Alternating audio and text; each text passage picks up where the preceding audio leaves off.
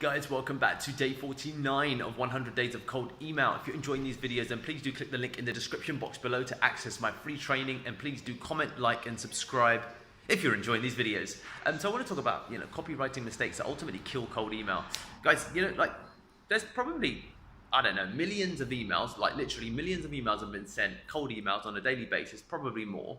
And of course, the bots, the spiders have to have a way of detecting algorithmically which are the emails that are likely to be scammy, okay? So the biggest copywriting mistake I'd say that actually happens is that you include scammy words inside your email in the main body, like 20% off, sale, free, discount, buy one, get one free, price drop. Using words like these are much more likely to